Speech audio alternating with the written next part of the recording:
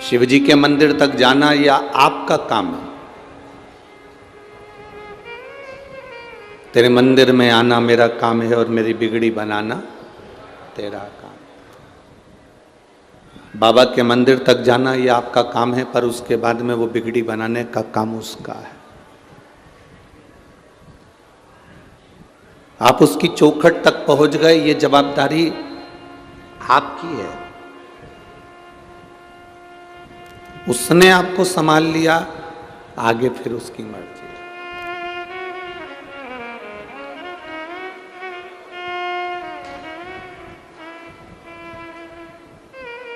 एक बेटी का विवाह करते हैं, एक बेटी की शादी करते हैं, तो माँ बाप बेटी को विदा करने के बाद लड़के के साथ बेटी को भेज देते हैं, बेटी की शादी कर देते हैं, बेटी चली जाती है। अब बेटी को अगर कोई कष्ट है, बेटी को अगर कोई दुख है, तो माता पिता सास ससुर को नहीं कहते, माता पिता ननंद नंदोई को नहीं कहते, देवर जेठ को नहीं कहते। माता पिता अगर कहते हैं बेटी को अगर दुख है, बेटी को अगर कष्ट है, तो माता पिता कहते हैं तो केवल जमाई को कहते हैं कि मैंने बेटी तेरे साथ भी आई थी।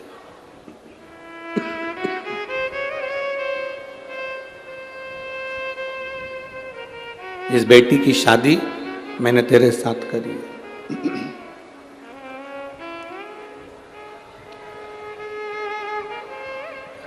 अब जमाई का फर्ज हो गया कि बेटी को निभाना है। अब ये बेटी का फर्ज है कि जमाई को निभाना है।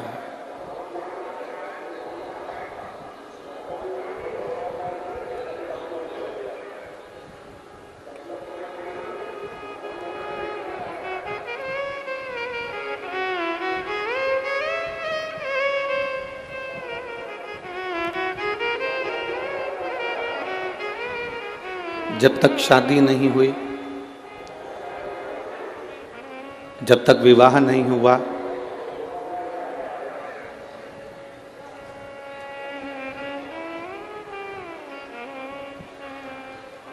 जब तक शादी नहीं हुई, जब तक विवाह नहीं हुआ, तब तक माता पिता की जवाबदारी है। पर शादी होने के बाद, विवाह होने के बाद जवाबदारी फिर पति की है।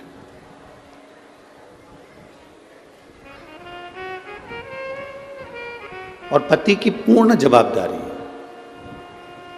जब तक आप मंदिर तक नहीं आए, जब तक आप भगवान के दरवाजे तक नहीं गए, जब तक आप एक लोटा जल लेकर भगवान के चौखट तक नहीं पहुंचे, तब तक जवाबदारी आपकी है।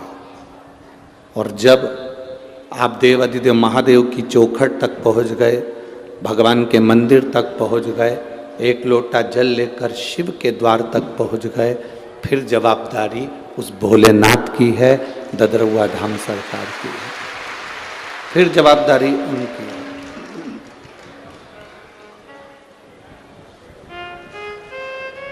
अब हमारा पूर्ण समर्पण, अब हमारा जो समर्पण है, हमने सब भगवान पर सौंप दिया। हमारा पूर्ण समर्पण हमने परमात्मा को दे दिया। जैसे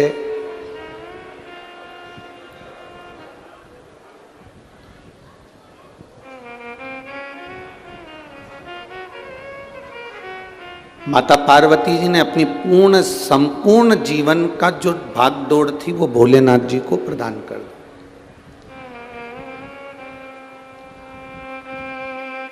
अब भगवान शिव उनको जैसा रखें, भगवान शंकर जैसा रखें, वो निभाती है। हमारी तमन्नाएं बहुत सारी हैं, हमारी आशाएं बहुत सारी है, और हम आस लगाकर भी बैठे हैं। तो किससे आस लगाकर बैठे हैं? संसार वालों से। मेरी जेठानी मुझे ये दे देगी, मेरी सास मुझे रकम दे देगी, मेरा ससुर मुझे प्रॉपर्टी का हिस्सा दे देगा, ये जो मकान है इस मकान के 3 हिस्से हो जाएंगे, एक हिस्सा बड़े बेटे को, एक हिस्सा छोटे बेटे को, एक मंजिले को मिल जाएगा। हमने आस दूसरों से लगाई।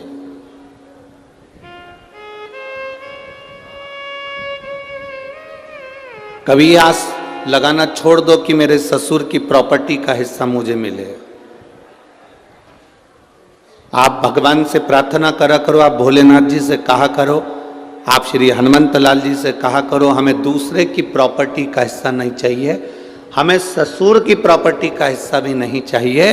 बाबा आप मुझे हिस्सा देना तो आपकी इस मन की प्रॉपर्टी का हिस्सा देना, जिससे मेरी जिंदगी सार्थक हो सके।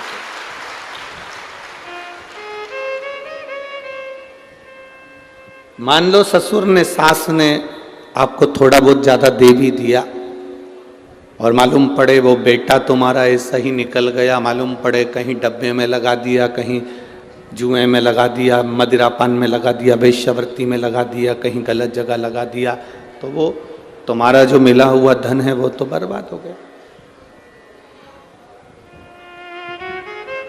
भगवान से कहा करो कि मेरे भाग्य का मुझे मिले, मुझे दूसरे के भाग्य का चाहिए ही नहीं। यदि भाग्य में होगा तो मिलेगा जो।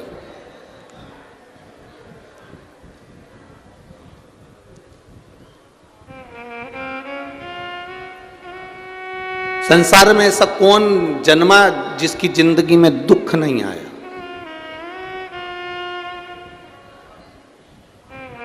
करोड़पति के घर में भी पैदा हो जाते तो दुख जिंदगी में पीछा नहीं छोड़ता। मेरे राम जी महाराज का प्रागट्य राजा दशरथ जी के यहां हुआ था और स्वयं भगवान थे राम। उसके बाद भी 14 वर्ष वन में घूमना पड़ा। भगवान कृष्ण का प्रागट्य भी स्वयं भगवान कृष्ण द्वारका के राजा थे, इसके बाद भी उनकी जिंदगी में दुख तकलीफ कष्ट आता रहा। उनके जीवन में दुख आता रहा, उनकी जिंदगी में कष्ट आता रहा। चाहे रामकृष्ण परमहंस जी हों, स्वामी विवेकानंद जी हों, चैतन्य महाप्रभु जी हों,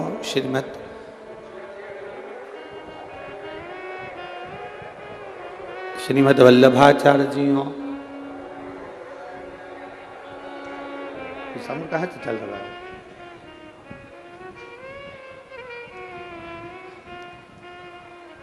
चाहे श्रीमद् वल्लभाचार्य जी हों, चाहे तुलसीदास जी हों, संसार में जो जन्मा है, मृत्यु लोक में जिसका जन्म हुआ है, उसकी जिंदगी में दुख आया है। पर जितने राष्ट्र के संत हुए, जितने राष्ट्र के साधु हुए, सन्यासी हुए, तपस्वी हुए, साधक हुए, उपासक हुए, इनका दुख मिटा कैसे? बहुत सारी जमीन जायदाद इन्होंने इकट्ठी कर ली हो तो मीराबाई के जीवन में तो राजरानी थी, मीराबाई पटरानी थी, तो भी तो दुख था। जीवन में ये नहीं है कि आपके पास में धन होगा तो दुख नहीं होगा, संपदा होगी, गाड़ी होगी, बंगला होगा तो दुख नहीं होगा।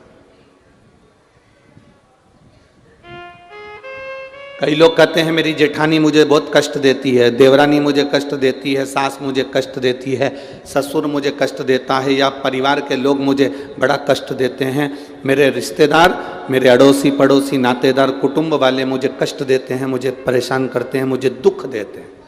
हम दूसरे से क्यों कहें? वो तो परिवार वाले हैं।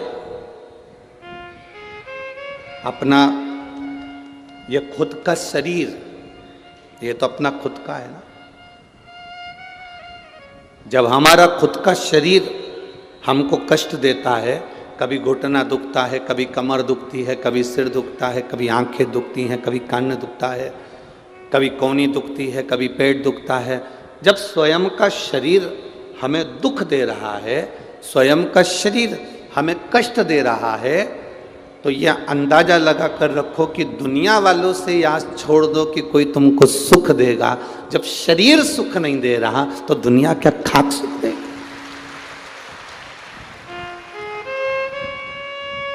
हमने आस कितनी लगाई है, हमने भरोसा कितना रखा, हमने विश्वास कितना रखा कि मेरे परिवार वाले मुझे सुख देंगे। आप में से कई माताएं ऐसी हैं जो भगवान श्री बालाजी महाराज से रोज कहती होगी ददरहुआ धाम सरकार से, बाबा प्रार्थना करूं मेरे बेटे की शादी हो जाए, घर में बहू आ जाए, ऐसी कृपा करो भोलेनाथ, मेरे घर में बहू आ जाए, घर में बहू आएगी, गरम रोटी देगी, मेरी सेवा करेगी। अब इतनी सारी बुजुर्ग माताएं बैठी हैं, इनसे हाथ जोड़ के निवेदन करूं, तुम में से कितनों की बहू है जो देसी घी लगा के रोटी दे रही है, देसी घी लगा के जीवान से ऐसी दे रही है कि रोटी तो जान दो, कितनी है। हे भगवान, बहू को छोरा छोरी हो जाए, मैं दादी बन जाऊं, दादी भी बन गई, अब प्रार्थना कर रही है बस पोते की शादी हो जाए, पोता बहू आ जाए, मैं पड़दादी बन जाऊं, पड़दादी बन जाऊंगी तो सोने की सीढ़ी पे चढ़ जाऊंगी। मंदिर की 4 सीढ़ी चढ़ते नहीं बन रही। वो पवन पंडित जी से, आचार्य जी से रोज कह रही कि महाराज जी मेरे को नीचे का कमरा दे दो, महाराज जी मुझे नीचे का कमरा दे दो, महाराज जी मुझे नीचे का कमरा दे दो। 4 सीढ़ी ऊपर चढ़ नहीं पा रही और क्या कि भगवान मुझे सोने की सीढ़ी पे चढ़ा दो। भगवान भी मन में सोचे, बता आश्रम गई, ददरहुआ धाम सरकार के दर्शन करने गई, धर्मशाला में रुकी, भवन में रुकी, 4 सीढ़ी तो ऊपर की चढ़ नहीं पा रही, एक बार ऊपर चढ़ी तो 3 दिन बाद नीचे उतरी और कह रही है कि सोने की सीढ़ी पे चढ़ा दो। तो भगवान भी क्या करेगी चढ़कर। हमने आस दूसरे से लगाई, हमने दूसरे से आस लगाकर बैठे, मेरी बहू मुझे रोटी देगी, मेरे बच्चे मुझे संभालेंगे, मेरा बेटा बड़ा हो जाएगा तब मुझे संभालेगा। शिव महापुराण की कथा कहती है भगवान शंकर ने अपने पुत्र श्री गणेश जी महाराज की शादी कर दी, रिद्धि सिद्धि जैसी बहुएं आ गई, पर भगवान शंकर ने कभी अपने पुत्र और पुत्र बहू से कभी आस नहीं लगाई। शिवजी ने कभी आस नहीं लगाई अपनी रिद्धि सिद्धि से, शंकर भगवान ने कभी रिद्धि सिद्धि से आस नहीं लगाई। ऐसा कोई फोटो तुम्हें अगर कहीं से मिल जाए तो हमको भी भेज देना, जिस फोटो में रिद्धि सिद्धि शंकर भगवान को रोटी खिला रही हो, भोजन करा रही हो, शंकर भगवान को पकवान बनाकर खिला रही हो। अब ये तो बहू है ना, तो इनका तो फोटो होना था, पर आज तक एक पुराण में, किसी शास्त्र में, किसी वेद में कहीं वर्णन नहीं आया कि रिद्धि सिद्धि ने भोजन बनाया और शंकर जी को भोग लगाया, शंकर जी ससुर हैं उनके, कि ससुर जी को भोजन कराया। क्यों? क्योंकि शंकर भगवान को अपनी बहुओं से आस नहीं है, शंकर भगवान खुद पर भरोसा रखते हैं, विश्वास रखते हैं, इसलिए आस नहीं लगाते। मेरी बहू आएगी मुझे रोटी देगी, मेरी बहू आएगी घर संभालेगी, मेरा बेटा दुकान संभालेगा, मेरा बेटा ये करेगा। हम क्यों आस लगा कर बैठे हैं? आप खुद के अंदर वो बल उत्पन्न करो, भगवान से प्रार्थना करना कि भगवान ऐसी कृपा करना कि मुझे पलंग पर कभी मत पटकना, मैं चलती फिरती अपना काम करती रहूं, तेरा भजन करती रहूं, तेरे दरवाजे पर आकर एक लोटा जल चढ़ाती रहूं और अंत में तेरे धाम चली। तुम आस लगा कर बैठी हो मेरे बुढ़ापे में मेरी बहू मुझे पानी देगी, मेरे बुढ़ापे में मेरे परिवार वाले मुझे ये देंगे। तुम दुनिया से आस लगा कर बैठे हो। आस दुनिया से नहीं लगाना। शिव पुराण कहती है आस केवल एक जगह होना चाहिए, वो आस मेरे परमात्मा से होना चाहिए, बाकी के कहीं। आशा एक राम जी से दूजी आशा तोड़ दे, और नाता एक श्याम जी से दूजा, साधु संगे राम रंग अंग अंग रंगिए, जाई विधि राखे श्याम। जैसा भगवान राखे वैसा रहो। आस नहीं लगाना मेरा परिवार मेरे को देगा, मेरा परिवार मुझे संभाल लेगा, मेरा परिवार ये कर लेगा। अंत घड़ी में, मृत्यु के समय पर, जब व्यक्ति की समय की घड़ी पल बेकार हो जाता है, जब वो पड़ा रहता है वेंटिलेटर पर, तब परिवार वाले केवल देखने के लिए आते हैं, दवाई दे सकते हैं, पैसा लगा सकते हैं, आपका इलाज करवा सकते हैं, हॉस्पिटल ले जा सकते हैं, पर अंत समय में अगर कोई संभालने वाला होगा तो जो तुमने लोटा भर के जल महादेव को चढ़ाया है वो शंकर तुम्हें अंत समय में आकर संभाल। और अंत समय प्रभु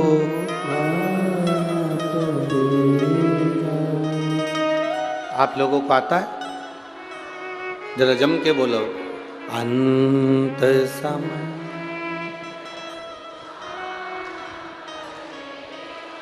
वचन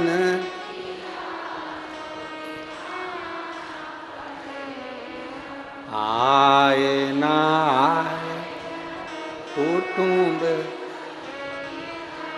अंत समय प्रभु आना पड़ेगा, वचन दिया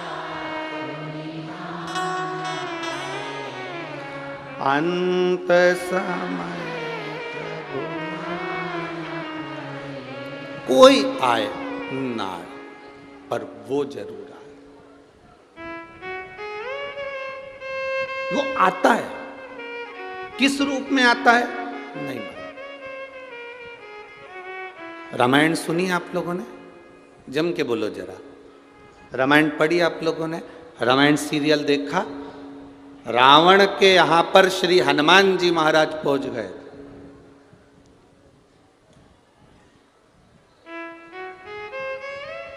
और रावण को हनुमान जी ज्ञान दे रहे थे, सुन रावण सब छोड़ दे, प्रभु राम की शरण ले। रावण कहने लगा बंदर होकर मुझे ज्ञान देता है,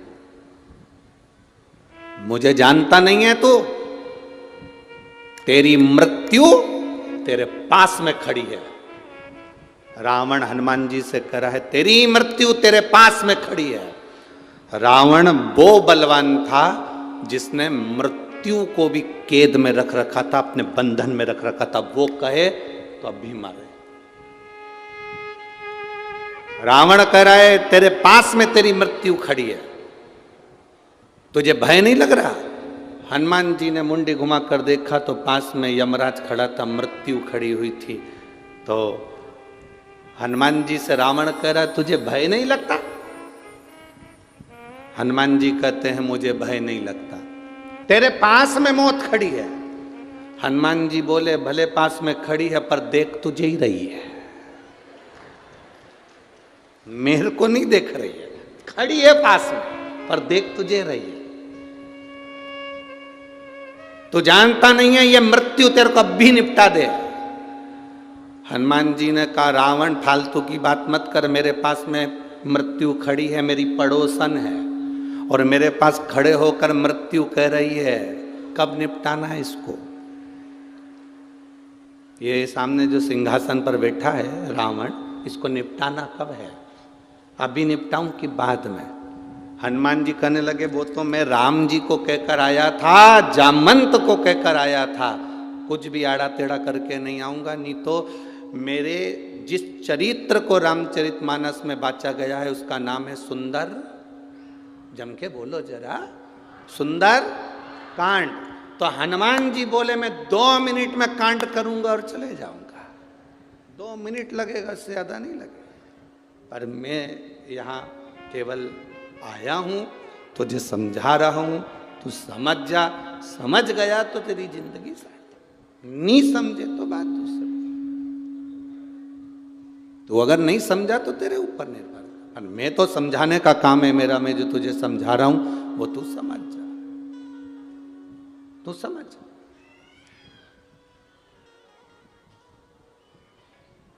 अब ये तो समझने वाला विषय है जो आप समझ जाओ।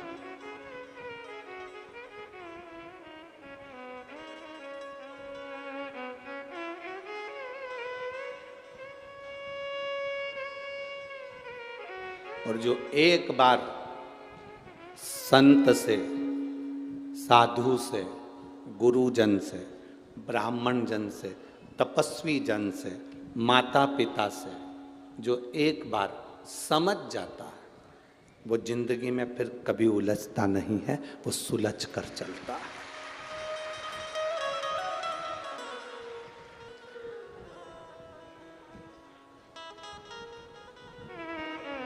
जिस व्यक्ति को अपने घर के बड़ों की बात बुरी लगने लगे, जिस बहू को सास ससुर की बात बुरी लगने लगे, जिस बेटे को माँ बाप की बात बुरी लगने लगे, दूसरों की बात अच्छी लगने लगे, पड़ोसन की बात अच्छी लगने लगे, रिश्तेदारों की बात अच्छी लगने लगे और घर का व्यक्ति कहे तो बुरी लगने लगे, तो समझ लेना उस व्यक्ति को दुनिया में कोई नहीं बचा सकता, उसका अंत निश्चित है, उसे बर्बाद होना है। उसे कोई नहीं बचा सकता, उसका बर्बाद होना निश्चित है।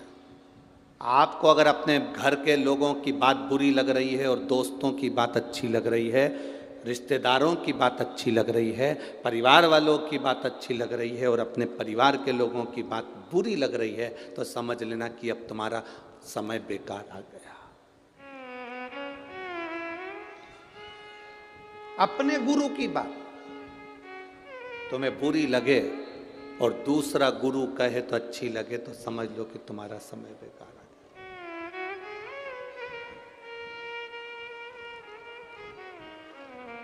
कभी किसी से ऐसी आस मत लगा के बैठो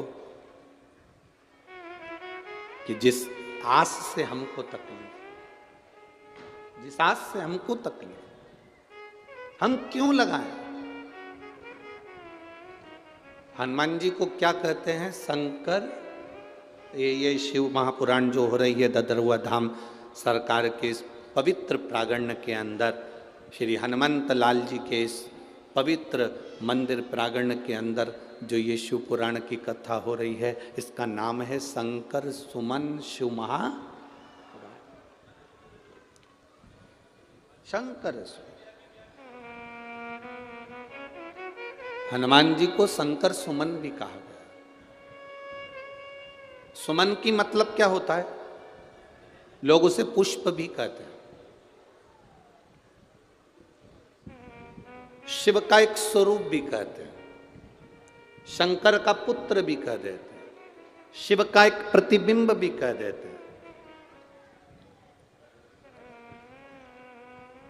माता अंजना देवी ने जब भगवान शंकर की आराधना करी थी, शिवलिंग की पार्थिव लिंग का निर्माण करती, पूजन करती माता अंजना, उनके साथ में केसरी बाबा भी पूजन करने बैठे। गौतम ऋषि के कहने पर उन्होंने पूजन करी थी, गौतम बाबा के। जब माता अंजना जी के गर्भ से संतान नहीं हुई, बहुत समय निकल गया, बहुत समय संतान का सुख नहीं हुआ, तब उन्होंने गौतम बाबा से कहा, पिताजी मेरी संतान नहीं है, मैं क्या करूं? पिताजी ने कहा, पार्थिव शिवलिंग का पूजन करो, उसका अभिषेक करो, तुम्हारे यहां संतान हो।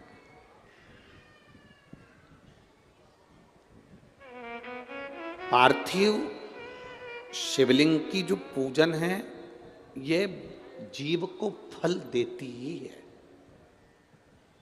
राम जी जब अयोध्या से चले, मेरे सीताराम सरकार, लंका तक जाते हैं, लंका के बीच में जितनी जितनी जगह पर राम जी रुकते हैं प्रतिदिन, उतनी उतनी जगह पर एक पार्थिव शिवलिंग का पूजन करते हैं। हम आपसे प्रार्थना करेंगे कभी जिंदगी में मौका मिले, आप वृंदावन की यात्रा करने जाते हैं, आप गोवर्धन परिक्रमा करने जाते हैं, आप पंढरपुर जाते हैं, आप द्वारका जाते हैं, आप जगन्नाथ जाते हैं, एक बार राम पथ गमन पर भी जाकर देखिए। भारत सरकार द्वारा राम पथ गमन बनाया गया है। अयोध्या से लंका तक के बीच में रामेश्वर तक ये राम पथ गमन बना है। कुछ मध्य प्रदेश में, कुछ छत्तीसगढ़ में ऐसा होता हुआ, कुछ महाराष्ट्र में फिर होता हुआ ऐसा राम पथ गमन गया। कभी मौका लगे आपको, आप पूरे राम पथ गमन पर चलकर देखिए। पैदल राम पथ गमन पर नहीं जा सकते तो आप गाड़ी से जाकर देखिए। पूरे राम पथ गमन में जितने मंदिर किसी के नहीं मिलेंगे, पूरे राम पथ गमन में उससे ज्यादा मंदिर केवल देवाधिदेव महादेव के मिलेंगे, क्योंकि राम जी जहां रुकते थे वहां शिवलिंग की स्थापना करते थे। मेरे राम जी जहां रुकते थे वहां एक पार्थिव शिवलिंग का निर्माण करते थे और उसका पूजन करते थे। मेरे राम जी का नियम था, दशरथ जी का नियम था, एक पार्थिव शिवलिंग का निर्माण करना, उसकी पूजन करना।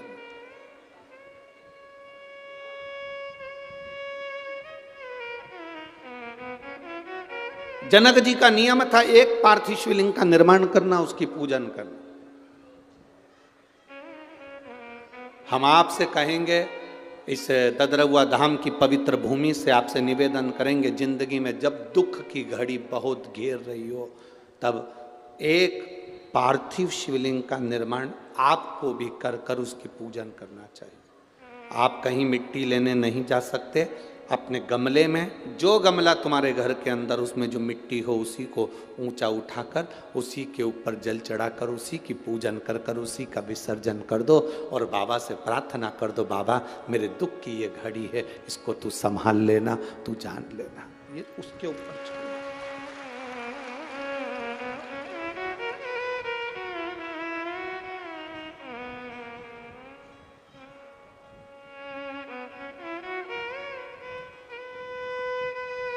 हम उसके ऊपर छोड़ देते। पूरे राम पदगमन में शिव जी के मंदिर मिलेंगे, पूरे राम पदगमन में पार्थिव शिवलिंग का निर्माण मेरे राम जी ने किया है।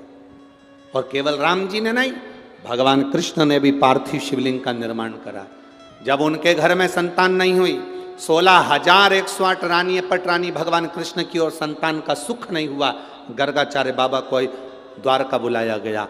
हाथ जोड़कर मेरे बाबा भगवान द्वारकानाथ ने कहा, मेरे यहाँ संतान का सुख नहीं है, इतनी रानियां मेरे यहाँ पर संतान का सुख नहीं, आप कृपा करो। गर्गाचार्य बाबा ने कहा, सुनो कृष्ण, एक एक रानी के साथ 11-11 दिन तक भगवान शंकर के पार्थिव शिवलिंग का पूजन करो। भगवान कृष्ण ने एक एक रानी के साथ 11-11 दिन तक शंकर भगवान के पार्थिव शिवलिंग का पूजन करा। शिव जी ने प्रकट होकर भगवान कृष्ण से कहा, मांगो क्या चाहिए। भगवान कृष्ण कहते हैं, मेरे यहाँ संतान नहीं। भगवान शंकर ने कहा, एक एक रानी के साथ 11-11 दिन तक बैठकर तुमने मेरा अभिषेक करा है, मैं तुम्हें वर देता हूं, तुम्हारी एक एक रानी से 11-11 संतान होगी।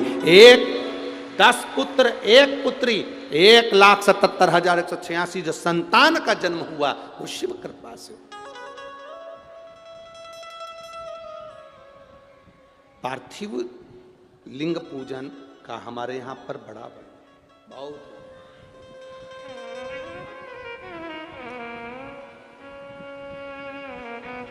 आप में से कितने लोग हैं जो शंकर जी के मंदिर में 1 लोटा जल चढ़ाने रोज जाते? जरा हाथ उठाओ तो जरा, सब ही हो। हाँ, धर लो वापिस धर लो। भगवान भला करे, कृपा करे, जाना चाहिए। सारी समस्या का हल बोल बम का नारा है। इतना धीमो बोलोगे तो कल्याण तुम्हारा है।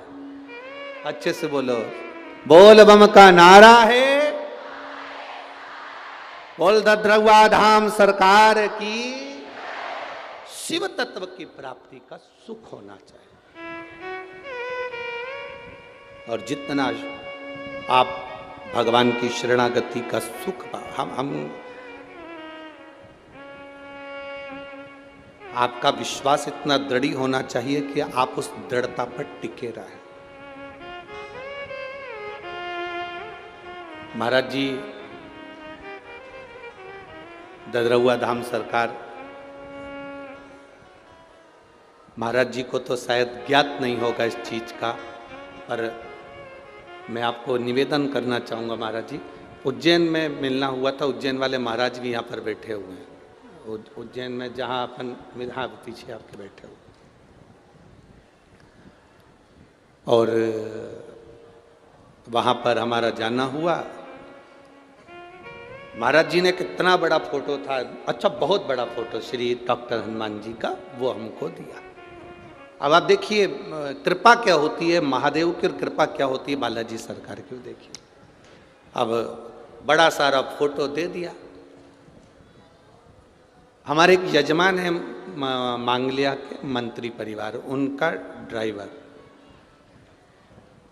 हमारे जो कई लोग पूछते हैं गुरुजी ये भक्त लोग संतों के लिए, गुरुओं के लिए अपनी गाड़ियां क्यों लगा देते? जब कोई उत्सव होता है, फंक्शन होता है, तो जो सेठ होते हैं ना, जैसे महाराज जी के भी बहुत शिष्य हैं, ऐसे शिष्य उन क्या कहते हैं, गुरुजी आपके कार्यक्रम हैं, हमारी गाड़ी लगेगी, संतों को लाना ले जाना, किसी को जाना आने के लिए हम अपनी गाड़ी लगा देते। किसी ने पूछा सेठ लोग गुरुओं के आगे, ऐसे हमारे भी कई भक्त लोग हैं, जैसे देवास वाला वरुण है, मंत्री परिवार है, ऐसे वो जब भी कोई बड़ा आयोजन होता है तो अपनी अपनी गाड़ियां भेज देते हैं, ड्राइवर भेज देते हैं। तो किसी ने पूछा ये ड्राइवर गाड़ी क्यों भेजते हैं? हमने कहा वो गाड़ी इसलिए भेजते हैं क्योंकि उनकी जिंदगी की गाड़ी अच्छी चलती रहे। इसलिए भक्त जो होता है ना, अपने गुरु के दरवाजे पर गाड़ी ले जाके खड़ी कर देते हैं। 5 दिन का कार्यक्रम है गुरुजी, हमारी गाड़ियां यहाँ लगी रहेगी, आज ड्राइवर रहेगा, हमारा डीजल डला रहेगा, आपके भक्त आराम से जाए आए, सेवा लगे, आपकी ये गाड़ी चलती रहेगी तो हमारी जिंदगी की गाड़ी भी चलती रहे। तो मांगलिया के, इंदौर के पास मांगलिया है, मांगलिया के मंत्री परिवार का ड्राइवर सेवा में लगा हुआ था। उज्जैन की कथा थी, स्वामी जी के यहाँ पर जाना हुआ। अब हमारा 5-7 दिन की कथा पूरी हो गई, हमारा जाने का समय।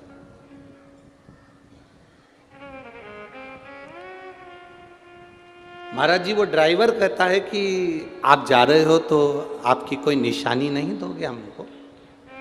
तो सारा सामान पैक हो गया था, अब कुछ बचा हो देने के लिए, तो हम तो जाते समय शॉल भी नहीं ओढ़े थे कि शॉल दे दे। अब बागा तो वो पहन नहीं सकता, नहीं तो ये उतार के दे।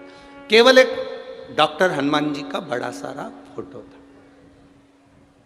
और कभी कोई मांग लिया जाए तो वहाँ पर मंत्री परिवार से पूछना, सीहोर वाले गुरुजी ददरुआ धाम में कथा बाँच रहे हैं तो उन्होंने ये बात कही, तो उनके ड्राइवर से भी पूछना।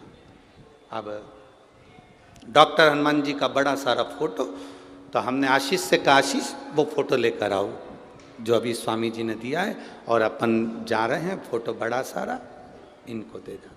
हमने वो डॉक्टर हनुमान जी का फोटो वो ड्राइवर को दिया।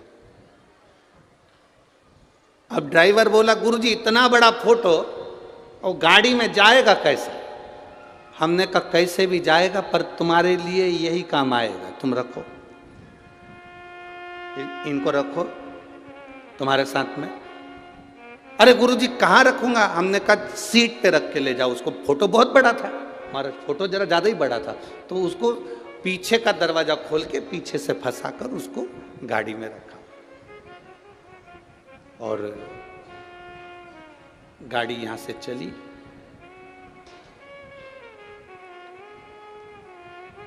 मांगलिया पहुंचने वाली थी, उसके पहले उस व्यक्ति को अटैक आ गया, गाड़ी चलाते चलाते। महाराज आप पूछना अगर आपके कोई परिचित मांगलिया में, तो उसको अटैक आ गया। अटैक इतना भयंकर था कि ब्रेन हेमरेज हो गया, शरीर की नसें बंद हो गई, लकवा जैसा हो गया। वो गाड़ी पेड़ के पास में जाकर खड़ी हो गई, रुक गई। उसको जिनकी गाड़ी थी उनको सूचना करा, मंत्री परिवार आया, हॉस्पिटल लेकर गए। हॉस्पिटल में कह दिया इसका कोई भरोसा नहीं, इसका कोई भरोसा नहीं। महाराज जी वो फोटो गाड़ी में ही था, और फोटो गाड़ी में था, पर एक बंदर एम्बॉय हॉस्पिटल का चक्कर जब तक वो व्यक्ति ठीक नहीं हो गया तब तक वो लगाता ही रहा था। एक बंदर,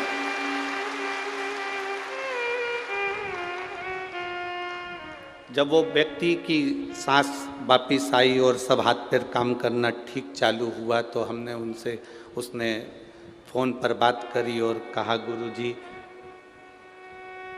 आप मुझे कुछ सामान देते या पैसा देते, आखिरी में तो वो काम नहीं करता, परंतु आपने जो डॉक्टर हनुमान जी का फोटो दिया था वो काम करेगा। विश्वास दृढ़ होना चाहिए। हमारा भरोसा टूट जाता है, हम कह देते हैं अरे क्यों चिंता करते हो, क्या होगा क्या होगा। उस पर भरोसा तो रखो जिसके बल पर आयो। शंकर सुमन कैसरी नंदन, शिव का एक अंश स्वरूप है श्री हनुमंत लाल, श्री हनुमान जी महाराज। शंकर का एक स्वरूप है हनुमान जी महाराज, शिव का एक स्वरूप, प्रतिबिंब। ये तो दुनिया के लोग हैं जो देवताओं में भेद कर लेते हैं कि राम जी अलग हैं, कृष्ण अलग हैं, हनुमान जी अलग हैं, शिव जी अलग हैं, देवी जी अलग है, देवता जी अलग हैं। ना ना ना ना, शिव पुराण कहती है सब एक में, सब एक।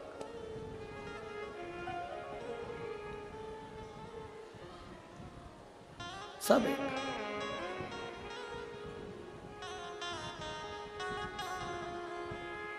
आज सवेरे सवेरे हम जब सुबह उठे 5:30 बजे, 5 बजे के करीब में, हमारा बहुत अच्छा, वो तो महाराज जी ने व्यवस्था कर दी कि पर्दा लगा दिया है, तो हम नीचे उतर नहीं सकते, क्योंकि हमारा मन भी करे कि मॉर्निंग वॉक में घूमने जाएं, तो तुम हमारे को कोई घूमने दोगे? तो वो तो महाराज जी की बड़ी कृपा है, तो उन्होंने पर्दा लगा दिया, तो वहीं घूम लेते हैं सुबह के टाइम पर। तो माताएं आपस में बात कर रही थी, अरे जिज्जी, अरे ओ, अब उनकी भाषा में जो बोल रही हो, तो अच्छी बड़ी बड़ी लोंग थी उनकी और बड़ी बात। अब वो कपड़ा उस पर डाल रही थी सुखाते सुखाते, तो वो बात करते करते बोली गई, एक बात तो बता, जा सियोर वाला महाराज के, हाँ सियोर वाला महाराज के वे, के नहीं के वे, कि लोटा भर के जल महादेव के चढ़ाओ, सारा देवता उनके मिल जाए। तो ऐसा कहीं होए? ऐसा कहीं होए? तो अब मैं कहूं जिज्जी, अरियो भिंड की जिज्जी, हाँ। अब सियोर वाला महाराज के कि जल चढ़ाओ, सारा देवता उनके मिल जाए, तो माली जो होता है ना पेड़ में पानी देने वाला, पत्ते को अलग से पानी देता है क्या? जम के तो बोलो जरा। डाली को अलग से पानी देता है क्या? फल को अलग से पानी देता है क्या? नहीं, जड़ में पानी डालता है, पत्ती, डाली और फल सब में पहुंच जाता है। अब तुम्हारे भिंड में ऐसा होता हो, अलग अलग पत्ती को पानी देना है, डाली को पानी देना हो, और मालूम पड़े फल को पानी देना हो, तो बात दूसरी है। पर शिव महापुराण की कथा कहती है, तुझ में रब दिखता है, यारा मैं क्या करूं, एक में सब दिखता है, यारा मैं क्या करूं। एक में सब समान, एक में सब है। हम जड़ में पानी दे रहे हैं तो पत्ते में भी पहुंचा है, हमने जड़ में पानी दिया तो वो फल में भी पहुंचा। हमने महादेव को पानी दिया, शिव जी को जल चढ़ाया, तो वो 33 कोटि देवी देवताओं को अपने आप पहुंच जाता है। शिव को चढ़ाओ, अड़भंगा है मेरा महादेव, शिव अड़भंगा है। अड़भंग लोग कहते हैं, तो माता अंजना देवी ने जो शिवलिंग की, पार्थिव शिवलिंग की पूजन करी, और पार्थिव शिवलिंग का पूजन कर कर उन्होंने वो मांगा, भोलेनाथ जी से प्रार्थना करी, बाबा देवादिदेव महादेव सामने प्रकट हुए, मांगो तुम्हें क्या चाहिए। मेरे 3 वर है, अंजना माता कर रही, मेरे 3 वर। पहला वर, मुझे आपके समान पुत्र चाहिए। शिव जी ने कहा, मेरे समान कहां ढूंढने जाऊंगा, मैं ही तेरे घर में आ जाऊंगा, कहां ढूंढने। शंकर भगवान बोले, मैं कहां मेरे समान ढूंढने जाऊंगा, मैं खुद तेरे यहां आऊंगा, कहां ढूंढने।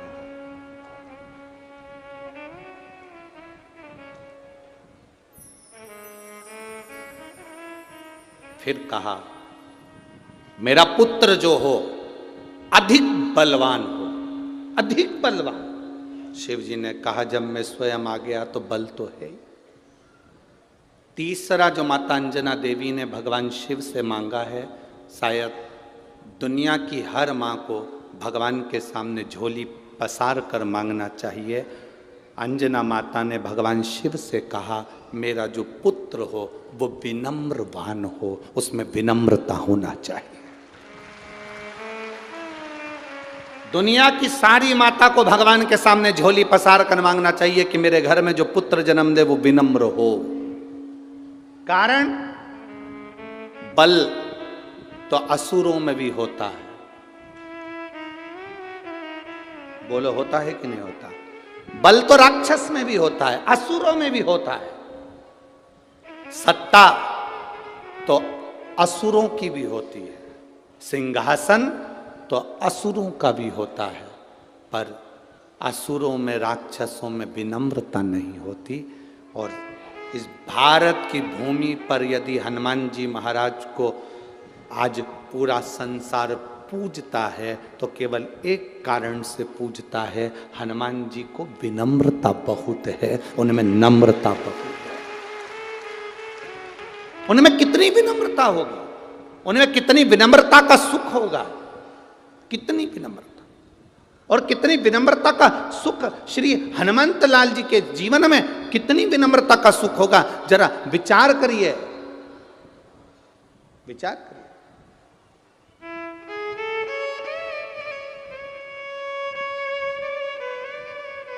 अब किसी ने कहा हनुमान जी में विनम्रता कहाँ दिखी, तो हम कहते हैं जिस समय पर सीता जी का पता लगाने के लिए जा रहे थे, जब माँ जानकी जी का पता लगाने चले तो हनुमान जी को क्या कहते हैं, अष्ट सिद्धि नव निधि के असबर दीन और राम रसायन तुम्हारे पासा सदा। कितना सुंदर कहा गया, तुम में अष्ट सिद्धि है, नवनिधि है।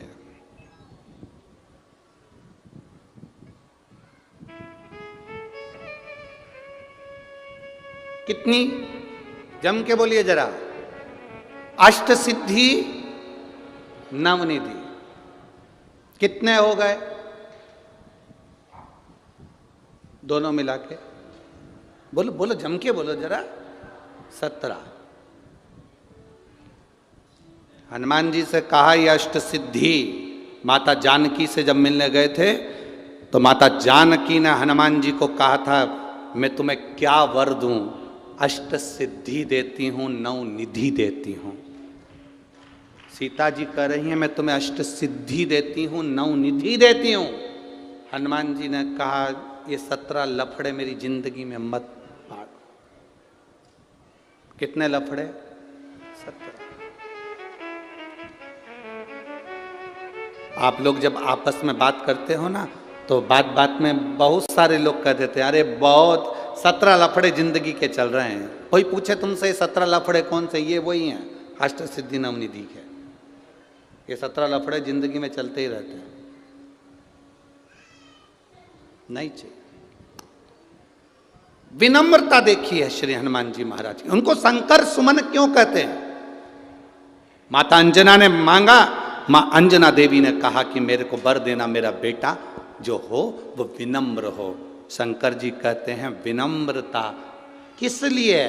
तो अंजना माता कहती हैं बलवान व्यक्ति, वीर व्यक्ति, सिंहासन पर बैठने वाला व्यक्ति, राजसी ठाट में रहने वाला व्यक्ति एक दिन मरकर चला जाता है। मरकर चले गया तो 2 साल, 4 साल, 6 साल, 8 साल उसको लोग पूजते हैं, उसके बाद कोई नहीं पूछता। पर कोई विनम्र व्यक्ति है अगर चला जाता है तो मरने के बाद भी पूजाता रहता है, उसकी विनम्रता के। हनुमान जी को शंकर सुमन कहा गया क्योंकि विनम्रता का लक्षण श्री हनुमंत लाल जी के पास, विनम्रता का। कितनी विनम्रता, जरा देखिए हनुमान जी की विनम्रता। शंकर सुमन क्यों कहते हैं हनुमान जी को? उनकी विनम्रता देखिए। जब सीता जी का पता लगाने जा रहे हैं तो अष्ट सिद्धि नवनिधि के दाता श्री हनुमान जी महाराज बूढ़े जामवंत से कह रहे हैं कि आप मुझे आज्ञा दीजिए कि मैं क्या करूंगा लंका में जाकर, क्या करना है मुझे, कैसे जाना है मुझे, क्या करना है मुझे। इतना बुद्धिवान श्री हनुमंत लाल और बूढ़े जामवंत से पूछ रहे हैं कि मैं क्या करूंगा वहां जाकर। मतलब उनकी बहुत विवेकी जो व्यक्ति होता है, जिसमें बहुत बुद्धि होती है, वो हमेशा झुक कर चलता है, छोटा बनकर चलता है। इसलिए हनुमान जी महाराज विनम्र बन गए। आप बताओ मुझे करना क्या है। जो बहुत विनम्रवान व्यक्ति होगा, जिसमें विनम्रता होगी, वो कभी अपना बखान नहीं करता। विनम्र व्यक्ति कभी अपना बखान नहीं करता। आप में से कोई व्यक्ति अगर लंका चले गया होता सीता जी का पता लगाने, तो 25 बार माइक लेके चिल्ला चिल्ला के बोलता, मेरे को पहचानते हो, मैं लंका गया था सीता का पता करने।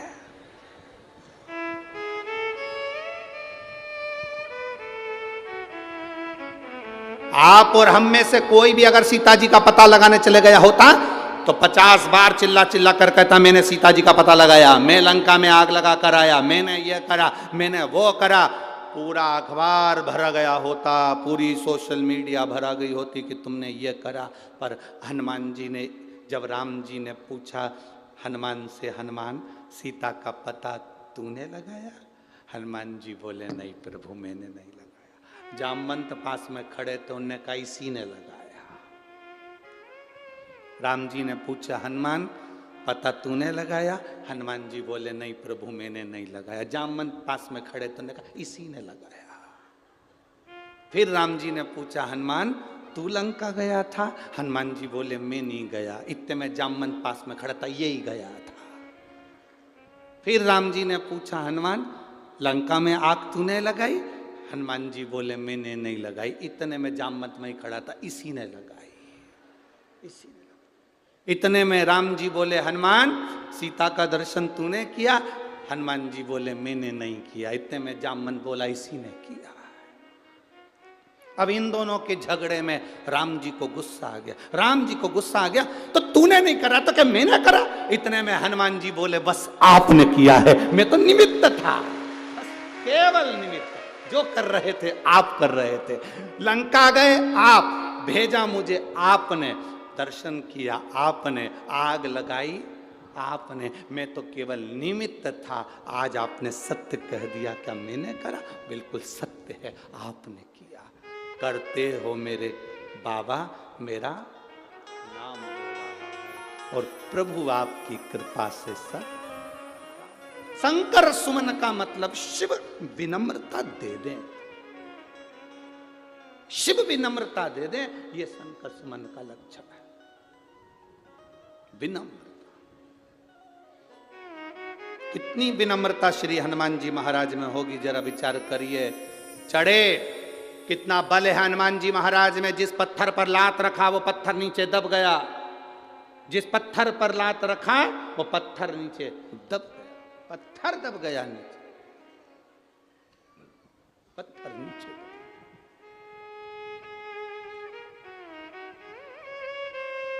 चले, बीच में मिल गई सुरसा, मैं तुझे खाऊंगी। हनुमान जी बोले, देख मेरे पास में टाइम नहीं है री। ए सुरसा, तू कह रही मुझे खाएगी, पर मेरे पास भी तो टाइम होना चाहिए। एक काम करना, मैं जब घूम फिर के आ जाऊं तब खा लेना। सुरसा बोले, मेरे पास भी टाइम नहीं, मैं तो अब भी खाऊं, मैं तुझे अभी खाऊंगी।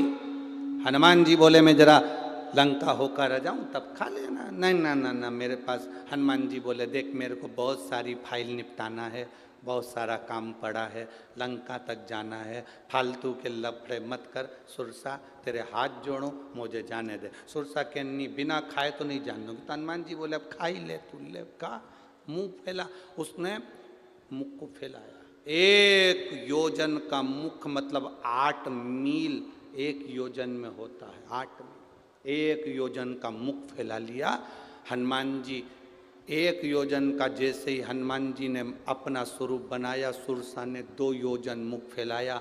हनुमान जी 2 योजन के हुए तो सुरसा ने फिर योजन बढ़ाते बढ़ाते वो 4 योजन का मुख बनाया हनुमान जी, 8 हो गए, 8 बढ़ाते 16 हो गए, 16 से 32 हो गए, 32 पे सुरसा 64 योजन का मुख फैलाती हनुमान जी छोटे होके मुंह में से प्रवेश कर कर बाहर खड़े हो गए और खड़े होकर सीताराम सीताराम सीताराम करने लगे। सुरसा बोली, क्यों रे, मुंह में नहीं गया? हनुमान जी के घूम फिर के वापिस आ गया।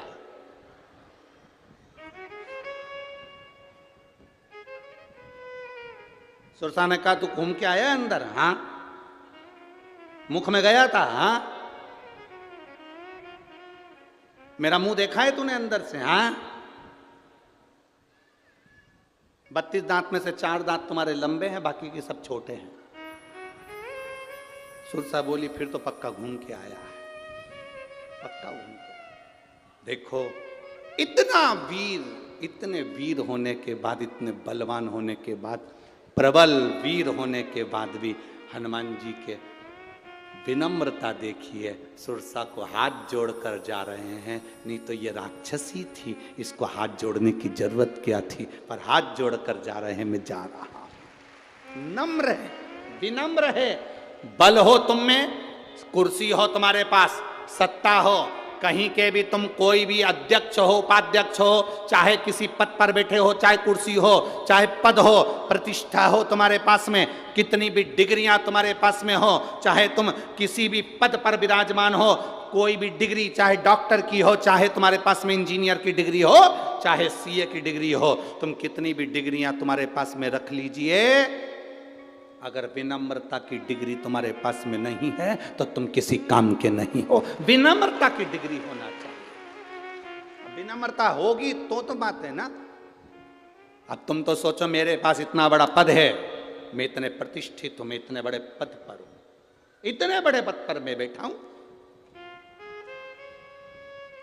हमने अभी अभी कथा हुई थी धूलिया की और नासिक की। तो नासिक की कथा में एक बात कही थी, व्यक्ति जितना जितना ऊपर बढ़ते जाता है उसकी 2-3 चीज़ें चली जाती है। एक मुंह की हंसी चली जाती है, एक उसका भोजन चले जाता है, और एक उसके हाथ की ताली चली जाती है। क्योंकि ज़्यादा बहुत उच्च लेवल का जो व्यक्ति होता है, बहुत बड़ा ऑफिसर हो, बहुत बड़े पद पर हो, बहुत बड़ी कुर्सी पर बैठा हो, बहुत बड़े कुर्सी उसको मिली हो, बहुत बड़ा जगह का मिनिस्टर हो, और उसकी 3 चीज़ें चली गई। एक बहुत बड़े व्यक्ति की हंसी चली गई, एक ताली चली गई, एक भोजन चले गया। बड़ा व्यक्ति जब भी कहीं बेचारा खाने जाता है, खा ही नहीं पाता। भूख लग भी रही तो इतना सा उठाएगा बिस्कुट का टुकड़ा, क्योंकि उसको दिखाना पड़ता है कि हम वीआईपी हैं।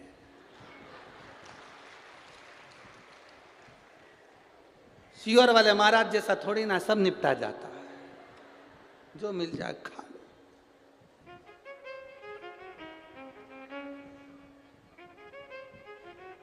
जो मिल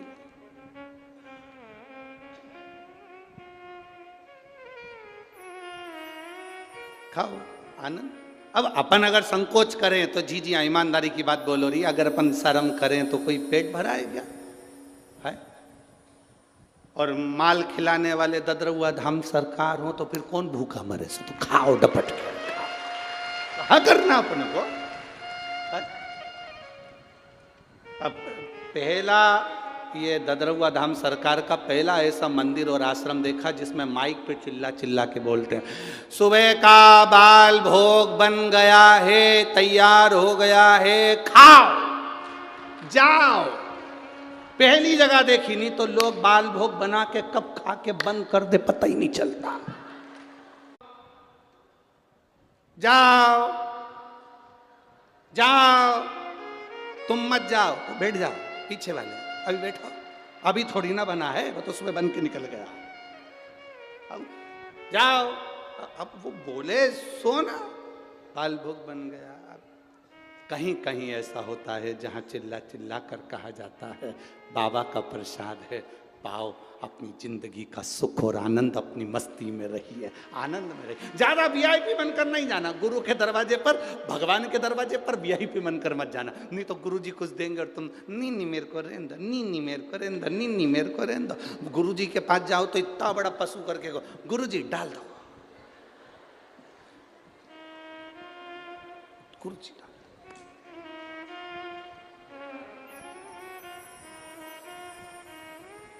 3 चीजें बड़े लोगों की चली जाती है। एक, उसका भोजन चले गया। शादी में भी जाता है वीआईपी आदमी तो 500 का लिफाफा देकर आता है, कुछ नहीं खा के आता है, कुछ। अपन तो 200 का देकर आते हैं और 4 जनी का खा के आते हैं। क्या आप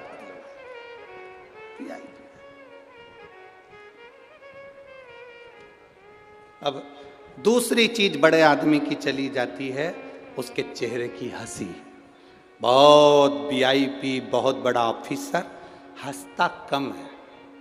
तुम जब भी बात करोगे वो ऐसा बैठा मिलेगा जैसे मुसद्दी लाल।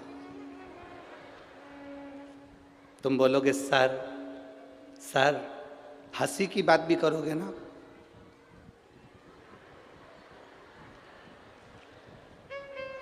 ऐसा लगता है भगवान ने इसको अजीब और गरीब तरीके से पैदा कर दिया।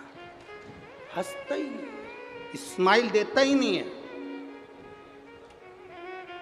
जब तो वो हरिद्वार में बैठे हुए रामदेव बाबा सुबेरे सुबेरे योगा में तुमको हंसाने का प्रयास कर, हंसो, फिर लोग सुबेरे सुबेरे मॉर्निंग वॉक क्योंकि हंसना जरूरी है, हंसते ही नहीं। बड़ा व्यक्ति के चेहरे से हंसी चली गई। कई बड़े बड़े घर की जो वीआईपी पति की पत्नियां होती वो भी नहीं हंसती, बेचारी ऐसी ही रहे। अच्छा, ये इसलिए नहीं हंसती क्योंकि ज्यादा तेज हंस देंगी तो लिपस्टिक दांत में चिपक जाए, अब ज्यादा हंस भी नहीं सकती, तो वो बेचारी बिल्कुल सावधानी से हंसती, सावधानी। इनका खाने का तरीका भी बड़ा विचित्र रहता है। गुलाब जामुन खाएगी तो वो गुलाब जामुन में लिपस्टिक ना चिपक जाए, हे भोलेनाथ, और चिपके सो तो काम मतलब। हमें तो कई बार आश्चर्य होता है जब फिर भगवान की कथा याद आ जाती है, जस जस सुरसा खा। अब रामचंद्र, इतने वीआईपी मत बन जाना, इतने बड़े मत बन जाना कि तुम्हारी हंसी चली जाए, इतने बड़े मत बन जाना कि तुम्हारी भूख चली जाए, भोजन ना कर पाओ, और इतने बड़े मत बन जाना कि अपनी खुशी में आप एंजॉय ना कर सकें, अलमस्त होकर जी ना सके। अलमस्त होकर जियो। संसार सागर में जन्म मिला है, मनुष्य की देह मिली है, इसमें इतनी प्रसन्नता से जिंदगी जीना कि ये जीवन वापिस नहीं मिलने वाला, फिर नहीं मिलेगा, फिर नहीं मिलने वाला। कहां प्राप्त? शिव कथा कह रही है, भगवान शंकर का पवित्र चरित्र कह रहा। माता अंजना देवी ने बाबा भोलेनाथ जी से तीसरा जो वर मांगा है श्री हनुमान जी के लिए, अपने पुत्र के लिए विनम्रता मांगी। विनम्र। धन भले हो आपके पास में, सत्ता भले हो आपके पास में, वैभव भले हो आपके पास में, पर विनम्रता का लक्षण होना चाहिए। विनम्रता का लक्षण।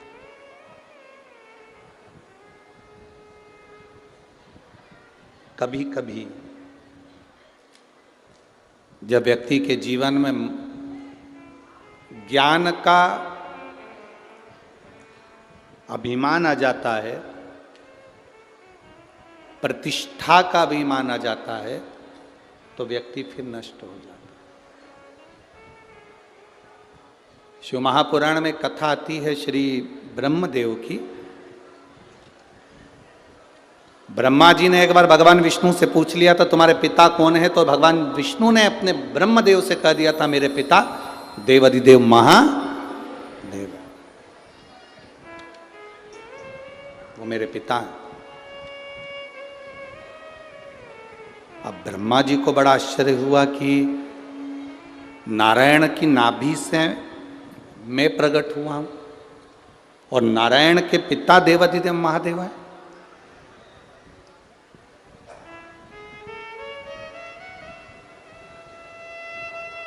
मैं आपके पिता को देखना चाहता हूं, मैं आपके पिता का दर्शन करना चाहता हूं। ठीक है, करो। एक बड़े से पर्वत को ब्रह्मा जी और भगवान विष्णु ने घुमाना प्रारंभ करा। उस पर्वत को जब घर्षण करना घुमाना प्रारंभ करा तो घुमाते घुमाते घुमाते घुमाते उस पर्वत को जब घुमाया गया, उसमें से अग्नि का एक खंभ प्रकट हो गया। अग्नि का खंभ प्रकट हुआ तो एक लिंग की आकृति भगवान शंकर का एक प्रतिबिंब शिवलिंग प्रकट हो गया। एक शिवलिंग प्रकट हो गया।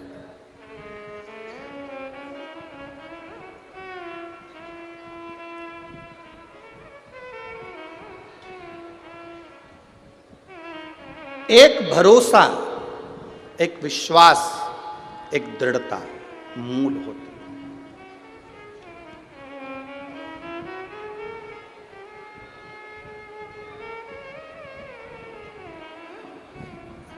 कितना भरोसा होगा, कितना विश्वास होगा, उस भरोसे के बल पर व्यक्ति की जीत होती है। महाराज जी 17 दिन से उत्तराखंड की भूमि में सुरंग में लोग फंसे हुए थे। सुरंग के अंदर 17 दिन से लोग फंसे हुए थे। मैं भारत सरकार को और उत्तराखंड की धामी जी की सरकार को धन्यवाद देता हूँ।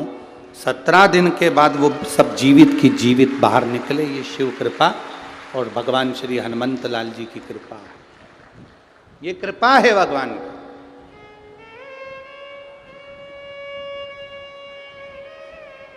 मैं धन्यवाद देता हूं भारत की इस पवित्र भूमि पर विराजमान भारत सरकार को चलाने वाले सभी अधिकारियों को और उत्तराखंड की सरकार को भी धन्यवाद देता हूं, धामी जी आपकी पूरी सरकार को, कि वो सुरंग में से 17 दिन के फंसे हुए लोगों को बाहर निकाल दिया गया। ये शिव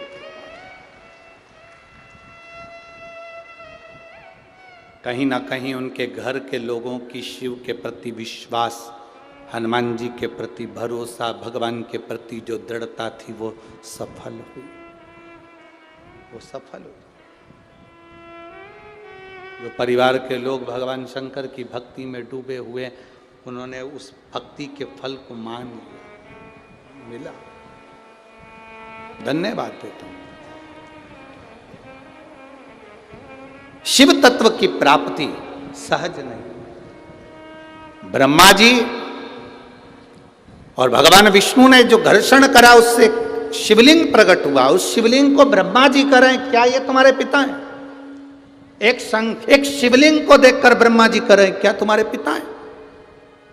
आपके सामने कई लोग सनातन धर्म पर उंगली उठाते हैं, पत्थर पर दूध डोल रहे, पत्थर पे दूध चढ़ा रहे। क्या इसमें भगवान है? ब्रह्मा जी ने भगवान विष्णु से कहा था कि इस शिवलिंग में, इस पत्थर के शिवलिंग में, इस अग्नि के खंभ में, क्या इस शिवलिंग में शिव है, तुम्हारा पिता है? भगवान विष्णु ने उसी समय संकल्प लेकर कह दिया था, इस शिवलिंग में मेरा पिता देवाधिदेव महादेव है। ये सिद्ध है, वो निश्चित है।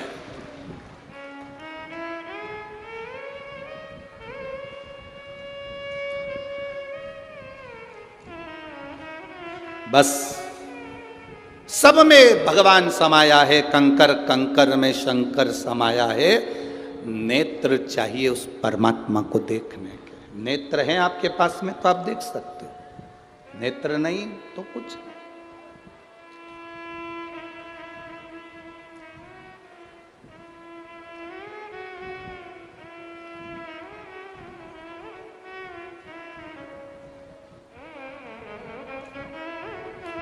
सूरदास जी जब मंदिर में दर्शन करने के लिए जाते थे तो लोग खड़े होकर हंसते थे सूरदास जी को। ओ बाबा, क्यों धक्के खाते हो, क्यों मंदिर में आते हो? आंख तो है नहीं तुम्हारी, आंख तो है नहीं, अंधे तुम तो, आंख नहीं, नेत्र नहीं, अंधे हो। सूरदास हो,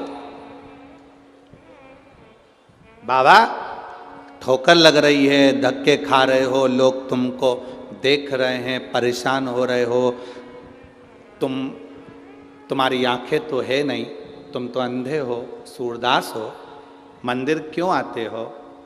जब तुम भगवान को नहीं देख पाते तो मंदिर आने से फायदा क्या है? सूरदास जी ने कहा, मेरी भले आंख नहीं हो, उसकी तो है, वो तो मुझे देख रहा है, वो तो मुझे देख रहा है। कई लोग शिव महापुराण की कथा में लोग कहते हैं बहुत भीड़ होती है, बहुत भीड़, पीछे नंबर लगेगा, पंडाल में तो जगह ही नहीं मिलेगी, बाहर बैठना पड़ेगा, धूप भी पड़ेगी, ठंडक भी लगेगी। कई लोग ऐसे होते हैं जो डराते हैं, और कई जो नज़दीक में कथा हो, 40, 50, 100, 200, 300, 400, 500 किलोमीटर के पास में कथा होती है, तो लोग बैग तैयार कर कर कर भले एक दिन के लिए जाऊंगी पर बाबा के पास जरूर जाऊंगी, वो मेरा दुख मिटाएगा निश्चित। जाऊं एक दिन के लिए, मैं कथा सुनने के लिए जाऊंगी, भले जगह मिले ना मिले, कहीं पर भी मिलेगी, तो तू तो देख नहीं पाएगी, जा नहीं पाएगी। क्या हुआ अगर मैं भोले बाबा को ना देख पाऊं तो चलेगा, पर मेरा भोले बाबा तो सब में बसा हुआ है, वो मुझे देख ही लेगा, ये निश्चित है।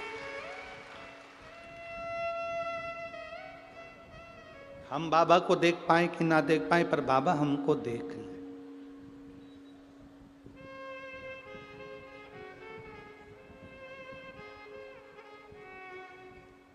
ददरहुआ धाम सरकार के मंदिर में जब दर्शन करने के लिए जाओ, 4 घंटे तक खड़े रहने से कोई मतलब नहीं है, आप उसके सामने से निकल कर चले जाओ, आपने दर्शन किया कि नहीं किया, पर ददरहुआ धाम हनुमान जी ने आप पर दृष्टि कर दी, वो बहुत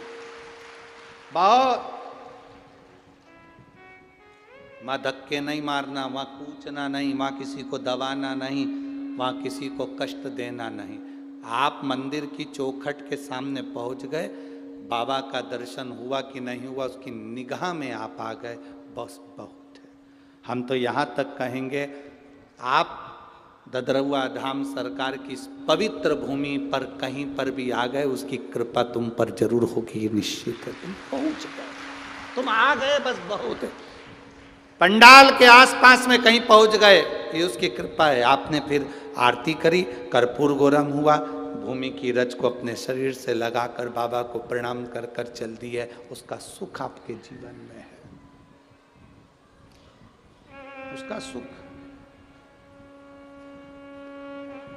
खाली ना जाता कोई दर से तुम्हारे, खाली ना जाता कोई दर से तुम्हारे, मैं भी खड़ा हूँ नन्ही बाहें पसारे, अपने हृदय से लगा लो, लगा लो, गिरा जा रहा हूँ, उठा लो, उठा भोले अपने दर से, अब तो न टालो, गिरी जा रही हूँ, उठा लो, उठा। आप पहुंच गए। सूरदास जी कह रहे हैं,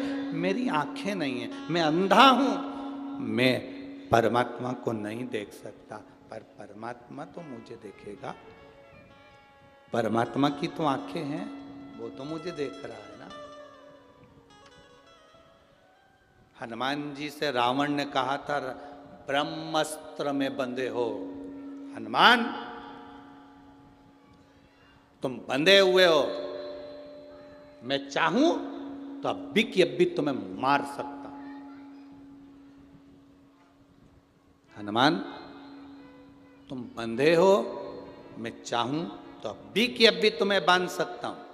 हनुमान जी ने कहा, मैं बंधा हूं, मेरा राम थोड़ी ना बंधा हुआ है, वो तो खुला है। मैं बंधा हूं पर मेरा राम नहीं बंधा है। मैं बंधन में हूं पर मेरा परमात्मा बंधन में नहीं है, वो तो खुला है ना। हनुमान आप देख, रावण ने कहा मैं तुझे भी मारता हूं, तुरंत दूतों से कहा कि इस बंदर को मार दो, इस बानर को मार दो। तब विभीषण उठकर खड़े हो गए और विभीषण ने कहा नहीं, कोई दूत आया है उसको मारा नहीं जाता, गुप्तचर आया है उसे मारा नहीं जाता, इसकी पूंछ में आग लगा दो। हनुमान जी ने कहा देख ले, मैं बंधा था, मेरा राम नहीं बंधा था, इसलिए मुझे बचाने वाला उसने यहीं की यहीं भेज दिया।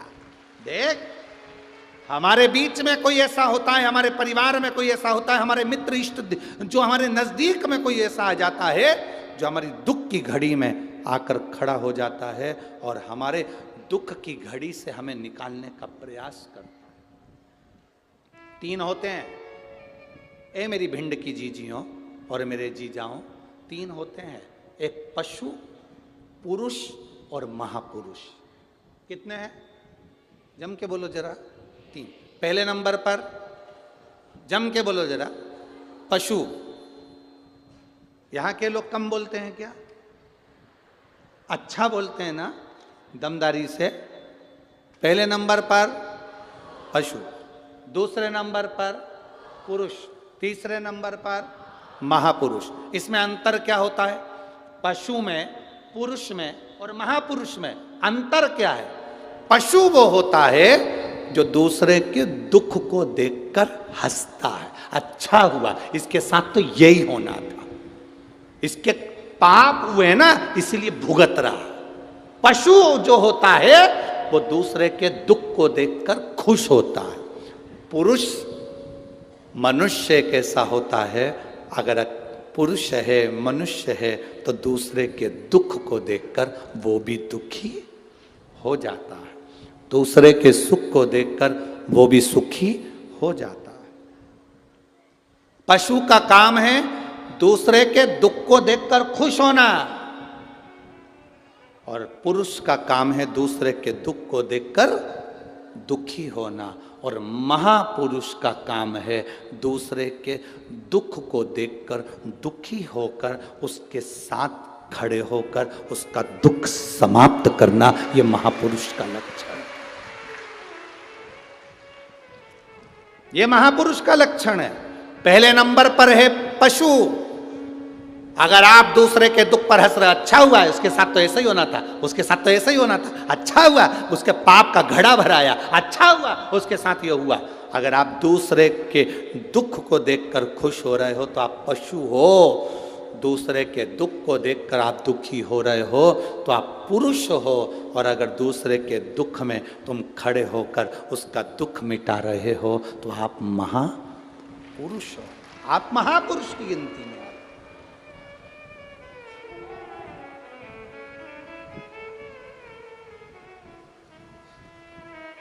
अरे मेरे भोले तेरा सहारा है, मेरे भोले तेरा सहारा है, मेरी नैया का तू किनारा है, मेरी नैया का तू किनारा। महापुरुष का लक्षण होता है दूसरे के दुख को काटने का प्रयास करना, दूसरे के दुख को समाप्त करने का प्रयास। यह महापुरुष का लक्षण, ये महापुरुष का। और हनुमान जी महाराज जी से रावण ने कहा कि तू बंधा हुआ है। हनुमान जी कहते हैं मैं बंधा हूं पर वो नहीं बंधा। आपको दुख है, आप उसको याद करो, वो तुम्हारे दुख को काटता है। एक दो पत्र, बहुत अच्छे पत्रों, वैसे सारे पत्र आप लोगों ने अच्छे लिखे हैं, पर पत्रों में बहुत सुंदर भाव आप लोगों ने कहा।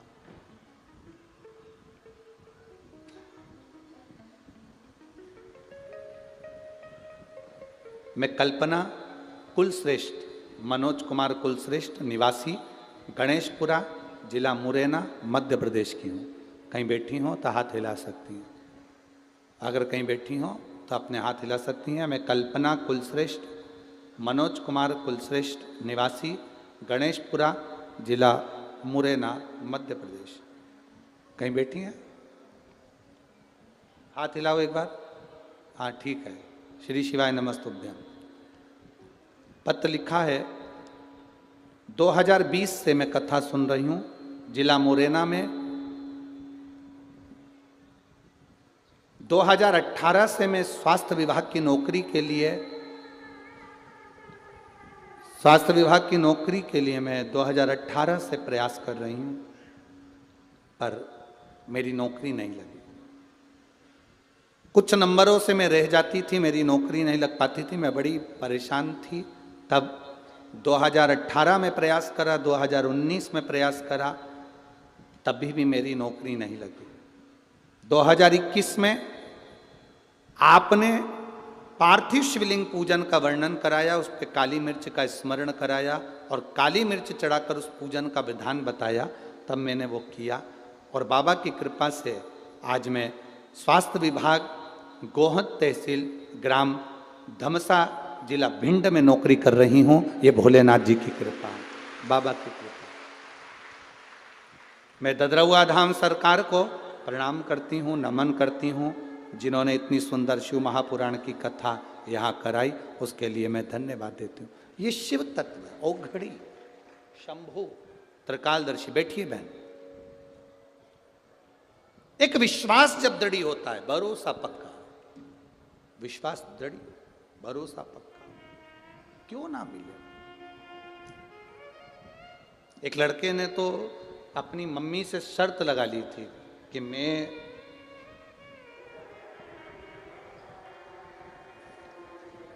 शंभू, मेरा नाम शालिनी शर्मा है, मैं जिला भिंड ग्राम पंचोखरा की रहने वाली हूं। मेरा मोबाइल नंबर ये है। कहीं बैठी हैं हाथ हिला सकती हैं, अगर कहीं बैठी हो तो, कहीं बैठी हो तो हाथ हिला सकती हैं। मेरा नाम शालिनी शर्मा है, मैं जिला भिंड ग्राम पंचोखरा की रहने वाली हूँ। मेरा मोबाइल नंबर ये है। कहीं बैठी हो तो हाथ हिला सकती हैं। गुरुजी, मैं भोले बाबा का क्या वर्णन करूं। एक लोटा जल वास्तव में सारी समस्या का हल है। मेरे भाई की जॉब नहीं लग रही थी, वो भगवान पर भरोसा कम करता है, वो कभी मानता नहीं, उसकी जॉब नहीं लग रही थी, कभी 1 नंबर से, कभी 2 नंबर से, कभी 3 नंबर से रह जाता था। हमने उससे कहा कि तू शिवजी के मंदिर जाया कर, 1 लोटा जल चढ़ाया कर, एक बार तू जिंदगी में पशुपतिनाथ का व्रत कर, शंकर के ऊपर जल चढ़ा, पशुपति व्रत कर, भगवान शंकर के मंदिर जाया कर। उसने कहा मंदिर जाने से कोई सफलता मिलती है क्या। तब हमने हमारे भाई से कहा कि मेहनत कर, कर्म कर, पूरी मेहनत कर, और मेहनत के साथ में शंकर भगवान का भजन कर, उसका फल जरूर मिलेगा। और मैं यहाँ पर प्रणाम करने आई हूँ गुरुदेव। आज मेरा भाई भारतीय सेना में BSF में सिलेक्शन हो गया है और बाबा की कृपा से उसकी नौकरी लगी है। ये शिव तत्व है, औघड़ी शंभु की कृपा।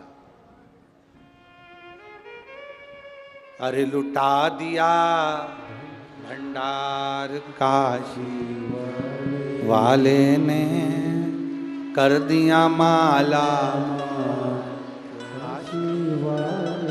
शिव कृपा होती है, जब भगवान शंकर की करुणा होती है, तब जाकर जीवन का कोई सुख हमारे जीवन में प्राप्त होता है। शिव कथा कर, भगवान का संवाद कर। ब्रह्मा जी ने कहा ये तुम्हारे पिता है, ये तुम्हारे पिता है, हो ही नहीं सकता। शिवलिंग को देखकर ब्रह्मा जी कह रहे हैं कि मैं तुम्हारे पिता का सिर देखना चाहता हूं। ब्रह्मा जी सिर देखने के लिए चले, सिर देखने के लिए।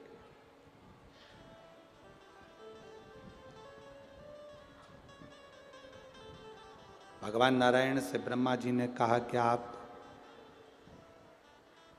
भगवान शंकर का सिर नहीं देखना चाहेंगे।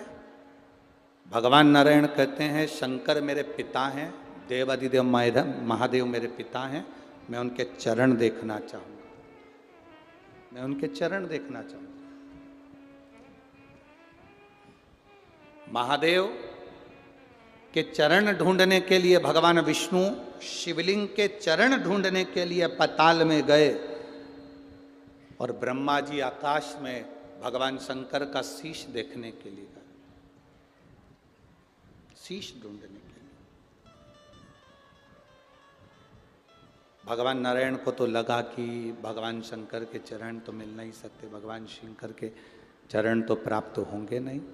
भगवान नारायण वापिस आ गए। ब्रह्मा जी जाते गए, जाते जाते उन्होंने केतकी का पुष्प तोड़ लिया। एक केतकी, नीचे चल, और चलकर भगवान विष्णु के सामने कह देना कि ब्रह्मा जी को शीश मिल गया। केतकी ने कहा मैं क्यों झूठ बोलूं। भगवान ब्रह्मा जी ने कहा केतकी के पुष्प, अगर तू मेरा पक्ष लेगा तो मैं तुझे सारे देवताओं पर चढ़ाऊंगा और सुगंधित बना कर रखूंगा। बस झूठ बोलना है तुझको, चल करेगा। एक झूठ तू बोल दे। केतकी ने कहा मान लो अगर मेरी बात किसी ने नहीं मानी तो ब्रह्मा जी गौ माता को साथ में लेकर आ गए। गाय से कहा कि तू चलकर एक बार नीचे झूठ बोल दे कि ब्रह्मा जी को सिर मिल गया। गाय कहती है अगर मेरी बात किसी ने नहीं मानी तू चल, तो इसमें मेरा लाभ क्या होगा। घर में जो पहली रोटी बनेगी वो तुझे मिलेगी, गौ माता से कह दी। केतकी और गाय को लेकर आए। भगवान नारायण ने पूछा ब्रह्मा जी तुम्हें भगवान शंकर का शीश मिल गया। ब्रह्मा जी बोले मैं बताऊंगा शीश मिला कि नहीं मिला, पहले आप बताओ आपको चरण मिला। भगवान नारायण ने एक बार सत्य कह दिया कि मुझे भगवान शंकर का चरण नहीं मिला, भगवान का चरण नहीं मिला। तो शंकर भगवान ने कह दिया नारायण तुमने सत्य बोला है, इसलिए पृथ्वी पर आज से तुम पूजाओगे।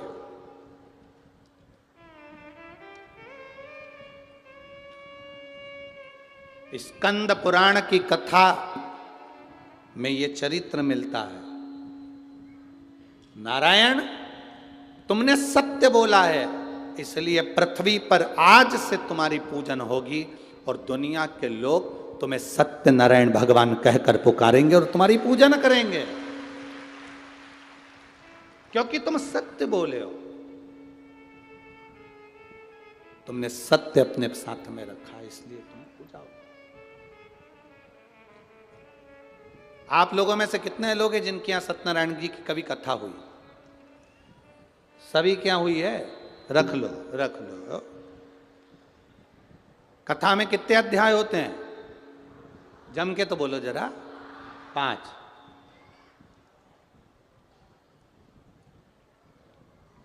सारे अध्याय पढ़े हैं? अरे बोलो तो जम के। सुने हैं? क्या बोलते हैं? गरीब ब्राह्मण था, बोलो सही है, कहीं गड़बड़ हो तो बता देना हो। और उसने बड़ा दुखी था, सत्यनारायण भगवान की कथा सुनी, पूजन करी। बोलो यही है ना।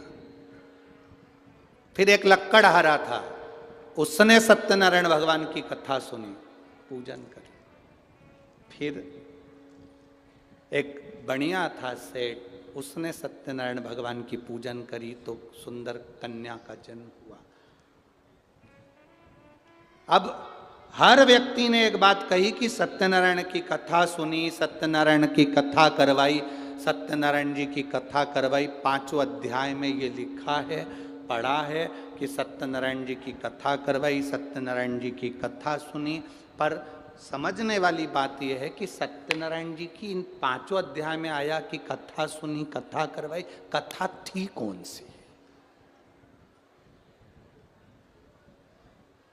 वो कथा कौन सी थी जो लक्कड़हारे ने सुनी थी? वो कथा कौन सी थी जो ब्राह्मण ने सुनी थी? वो कथा कौन सी थी जो बनिया ने सुनी थी? वो कथा कौन सी थी जो राजा ने सुनी थी? वो कथा कोई दूसरी नहीं थी, स्कंद पुराण की और शिव महापुराण की। इस कथा में वर्णन आता है ब्रह्मा जी के सामने भगवान शंकर के शिवलिंग के सामने भगवान नारायण ने सत्य कह दिया था कि मैंने भगवान शंकर के चरण नहीं देखे। वो सत्यनारायण की कथा थी, वो सत्यनारायण की कथा। मैंने चरण नहीं देखे, एक बार मुख से सत्य कह दिया, उस दिन से भगवान सत्यनारायण की पूजन होने लगी। और पूजन तो तुम्हारी भी चालू हो जाए अगर तुम सत्य बोलना चालू कर दो तो। मना नहीं है।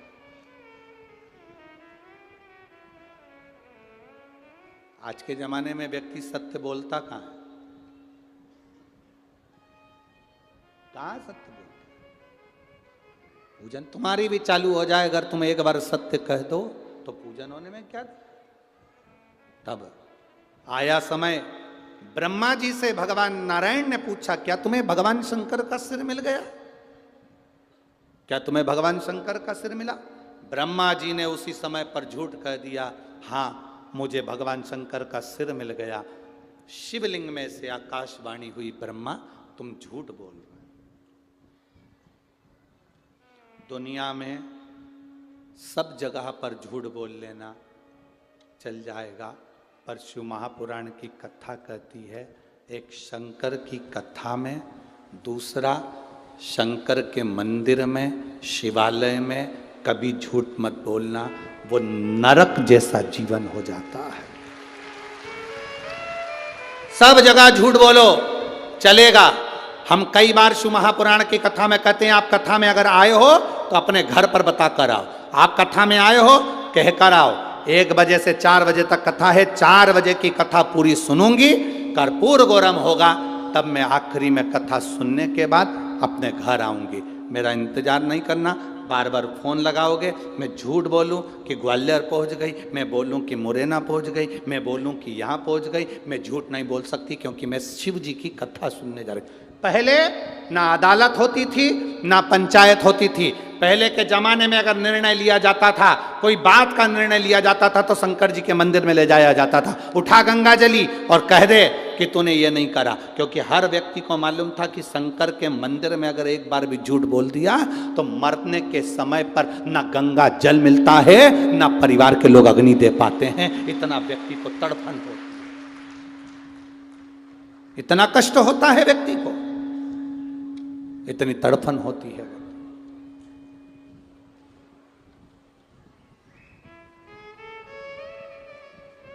सब जगह पर झूठ बोलो, शिव महापुराण को छोड़ दो, शंकर के दरवाजे पर झूठ नहीं बोलो। जो बोलना है सत्य बोलो, विद प्रूफ बोलो कि हाँ हमने ये चीज बोली। अब जैसे हमने अभी कहा कि महाराज जी ने बड़ा फोटो दिया था, वो फोटो हमने ड्राइवर को दिया, ड्राइवर मांग लिया का था और हमने बता दिया। अब जिसको प्रूफ चाहिए वो जाए देख ले। सत्य बोलो, जो सत्य है उसको बोलते चलो।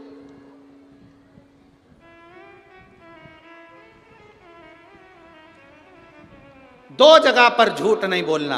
एक, भगवान शंकर की कथा में जब तक बैठो 3 घंटा, 2.5 घंटा, 2 घंटा, किसी का फोन भी आ जाए, कोई तुमसे पूछे कहाँ बैठी हो, कभी मत कहना कि मैं वहां बैठू कि वहां बैठ। सत्य कहो, शंकर की कथा में बैठी हो, शिव महापुराण की कथा सुन रही हूँ। कहाँ गई हो? ददरउआ धाम गई हूँ, कथा सुन रही हूँ, वहां बैठकर कथा का लाभ ले रही हूँ। झूठ नहीं है। दूसरा, शंकर के दरवाजे पर कभी झूठ मत बोलो। शिव की चौखट पर, शंकर के मंदिर। ए मेरी जीजियों और मेरे जीजाओं, मेरी बेटियों, मेरे बेटाओं, मेरे भाई, मेरी बहनों, आप जितनी देर शंकर के मंदिर में 1 लोटा जल चढ़ाने के लिए जाओ, उतनी देर ये सोच कर जाना कि मेरे मुंह से सत्य ना निकले, मेरे मुंह से झूठ ना निकले। जो निकले सत्य निकले। एक रात्रि का समय था, 12-1 बजे एक व्यक्ति को पकड़ लिया पुलिस वालों ने। अब पुलिस वालों ने पकड़ा, बेचारा वो शंकर जी का भगत था, कभी झूठ बोलता नहीं था, कभी नहीं झूठ बोलता था। रात का समय था, उसको पकड़ लिया। पुलिस वालों ने कहा, क्या है तेरे बैग में? बैग खोल। क्या है तेरे बैग में? उसने कहा, बताते हैं, बताते हैं। अरे बैग खोलना। बताते हैं, बताते हैं, बताते। बैग खोल, बताते हैं। पुलिस वाले को गुस्सा आया, वो उसको उठा के थाने ले गया। थाने में टीआई साहब से कहा, सर इसके बैग में जरूर कुछ है। 2 घंटे से कह रहा है बताते बताते बताते, पर बैग नहीं खोल रहा। टीआई ने पूछा, क्या है तेरे बैग में? बताते। अरे बैग खोल के बताना। बताते हैं।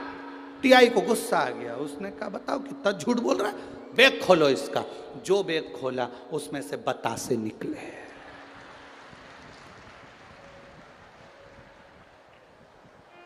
टीआई बोला इसमें तो बतासे हैं। वो बोला मैं तो तब से बोल रहा, बताते हैं बताते हैं बताते हैं। इतने में टीआई साहब बोले ये तोतला है, वापिस छोड़ के आ। वो झूठ नहीं कह रहा, वो सत्य कह रहा है। बताते हैं बता। अब उसकी जीवान में तोतरापन है, तो वो जो बोलेगा वही तो बोलेगा ना। अब जिसको जो मिला है वो वैसा बोलेगा। अब तुम समझ जाओ तो अच्छी बात है, ना समझो तो बात दूसरी। होता है अब तुम उस जगह पर अगर बोलो, होता है कोई कोई व्यक्ति, अगर हम तो सब लोगों से निवेदन करते हैं, कोई सत्यनारायण जी की कथा में से आ रहा हो, उससे कभी नाम मत पूछो। किसी किसी के अटकने की वो होती है, अटक जाता है और मुंह में भरी हो पंजेरी, और तुमने पूछ लिया तेरा नाम क्या है, और उसने नाम बोल दिया फू फू फूलचंद, पूरी पंजेरी तेरे मुंह पर। क्या मतलब पूछो? 2 जगह पर झूठ नहीं बोलना। एक शिव महापुराण की कथा, दूसरा है शंकर का दरवाजा। जब जल चढ़ाने जाना, ये लेकर नियम जाना कि मैं जितनी देर शंकर की ओटले पर रहूंगी, शंकर के शिवालय में रहूंगी, शिव मंदिर में रहूंगी, उतनी देर तक मैं मुख से झूठ नहीं कहूंगी। जो बोलूंगी सत्य बोलूंगी, भगवान का भजन करूंगी, इसके सिवाय कुछ।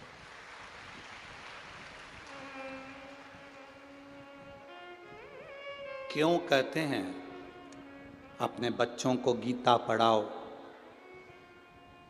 क्यों कहते हैं अपने बच्चों को रामायण पढ़ाओ?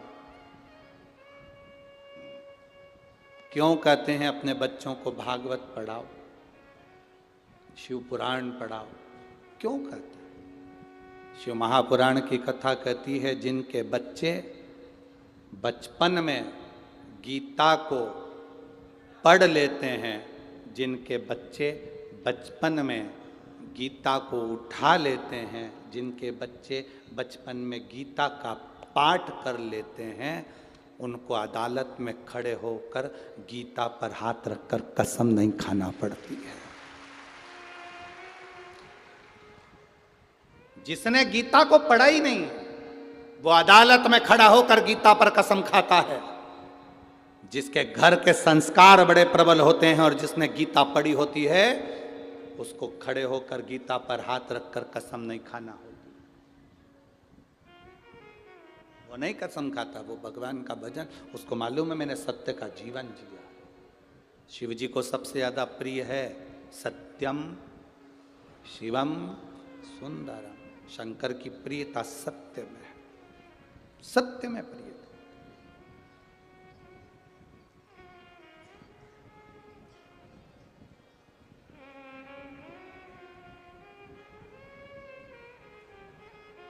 आपके भीतर जितना जितना सत्य प्रिय होगा, उतनी जिंदगी की आनंद। ब्रह्मा जी के सामने, ब्रह्मा जी ने शिव जी के सामने झूठ कह दिया। अब झूठ बोलने का फल क्या है? ब्रह्मा जी ने झूठ बोला, कहा मेरी बात ना मानो तो केतकी के फूल से पूछो। झूठ को प्रूफ चाहिए, सत्य को प्रूफ नहीं चाहिए। असत्य को प्रूफ की जरूरत पड़ती है। आप ना मानो तो पूछो। केतकी के फूल से शंकर भगवान के सामने भगवान विष्णु ने पूछा, केतकी के पुष्प, क्या ब्रह्मा जी को सिर का दर्शन हुआ है? शंकर जी के, महादेव के सिर का दर्शन? केतकी का फूल कहता है हाँ, ब्रह्मा जी को सिर का दर्शन हुआ तो शिवलिंग में से आकाशवाणी हो गई। केतकी का फूल तो झूठ बोल रहा है। शंकर भगवान के शिवलिंग के सामने तूने झूठ बोला है केतकी के पुष्प। मैं तुझे श्राप देता हूं, सारे देवताओं पर केतकी का फूल चढ़ेगा पर शंकर पर कभी नहीं चढ़ेगा। भूल से भी अगर केतकी का पुष्प शंकर जी पर चढ़ गया तो 1000 गौ हत्या के बराबर दोष लगेगा। केतकी नहीं चढ़ेगी क्योंकि इसने झूठ बोला।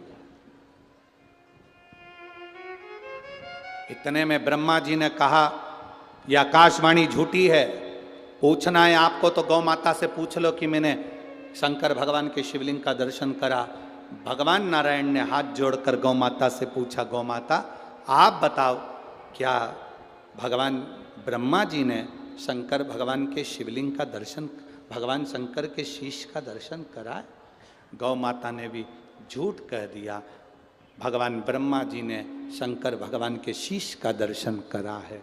क्रोध आ गया देवादिदेव महादेव को, शिवलिंग में से आकाशवाणी हो गई, ए ब्रह्मा ये गौ माता भी झूठ बोल रही है। हे गाय, जगत की तू मां कहलाती है गौ माता, पर तूने शिवलिंग के सामने झूठ बोला है। मैं तुझे श्राप देता हूं गौ माता, तेरा पूरा शरीर पूजा जाएगा पर तेरा मुख अपूज्य रहेगा, क्योंकि तूने झूठ बोला है। तो झूठ बोली है इसलिए कली काल में तुझे झूठन खाने को मिलेगी, क्योंकि तू झूठ बोली है, तू असत्य बोली है, झूठ बोली। हमारे सनातन हिंदू धर्म में, सनातन धर्म के अंतर्गत गौ कन्यादान आगे से होता है, वस्त्रदान आगे से होता है, अन्नदान आगे से होता है, स्वर्णदान आगे से होता है, भूमि दान आगे से होता है। केवल सनातन धर्म में एक दान है गौ माता का जो आगे से नहीं होता, गाय के पीछे खड़े होकर पूंछ पकड़कर गौदान करना पड़ता है, क्योंकि गाय आगे से मुख से झूठ बोली थी इसलिए पीछे से दान होता है। हमारे यहाँ गौदान आगे से नहीं होता, पूंछ पकड़कर पीछे से किया जाता है, क्योंकि गाय ने झूठ बोल दिया था। तो झूठ बोली है गौ।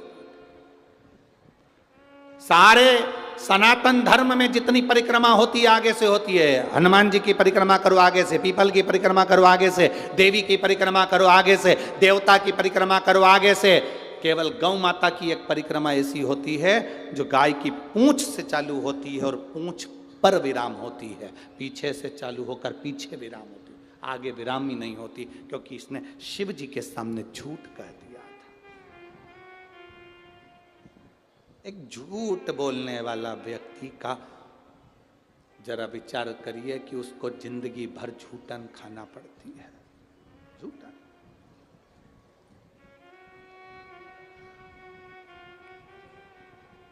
विचार करिएगा अपने जीवन में, एक असत्य, एक झूठ हमारी जिंदगी को नष्ट कर देता। एक झूठ, केवल एक चरित्र बड़ा विचित्र है, आप लोगों ने सुना भी होगा पहले। एक कौवे को, स्कंद पुराण का ये चरित्र है, एक कौवे को एक हंसनी पसंद आ गई। कौवा उस हंसनी को अपने साथ में ले आया। हंस को मालूम पड़ा कि मेरी हंसनी को कौवा ले गया है, तो हंस ने अदालत में केस लगा दिया, मेरी हंसनी को मुझे दिला दो। कौवे को मालूम पड़ा कि हंस की हंसनी कौवे के पास में है, हंस ने केस लगाया है, तो कौवा वकील के पास गया। ओ वकील साहब, ए वकील साहब। वकील ने कहा क्या बात है रे कौवे? कौवा कहता है मैं हंसनी को लेकर आया हूं और हंस ने अदालत में केस लगाया है, पर हंसनी मेरी होना चाहिए। कौवा कहता है हंसनी को मेरी बना दो वकील साहब, जो चाहिए तुम्हें दूंगा। वकील ने कहा सुन रहे कौवे, हंसनी हमेशा हंस की रही है, कभी कौवे की नहीं हो सकती। कौवा कहता है मैं क्या करूं कि हंसनी मेरी हो जाए? वकील ने कहा तू रात को जज के घर जा और जज से बात कर ले और उसको कुछ देने का प्रभाव कर, जिससे तू हंसनी को अपनी बना ले, क्योंकि निर्णय तो जज ही देगा ना, निर्णय तो जज देगा। जा। कौवा जज के घर पर गया। जज साहब, ओ जज साहब। जज ने पूछा कौन? कौवा कहता है मैं कौवा, मैं हंसनी को अपने साथ ले आया हूं, हंस ने अदालत में केस लगाया है।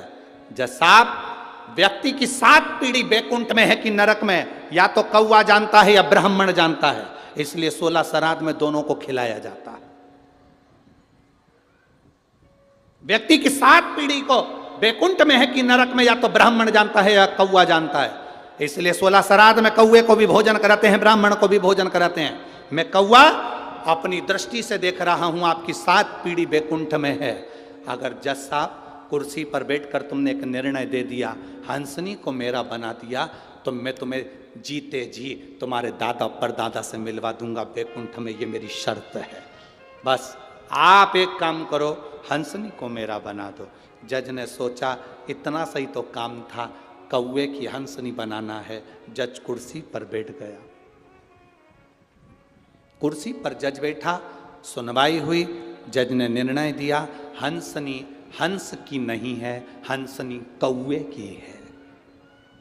पूरा अदालत हाहाकार करने लगी है, कहाँ का निर्णय, हंसनी कौवे की?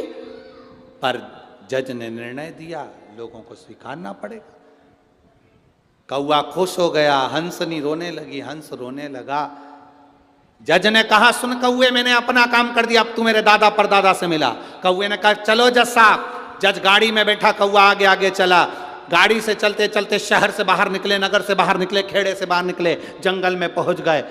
कौवे ने जज से कहा, जज साहब उतरो गाड़ी से, आओ मैं तुम्हारे दादा परदादा से मिलवाता हूं। जैसे ही जज गाड़ी से नीचे उतर कर आए, उन्हें इतनी बदबू आ रही थी कि जज ने मुख पर रुमाल रख लिया।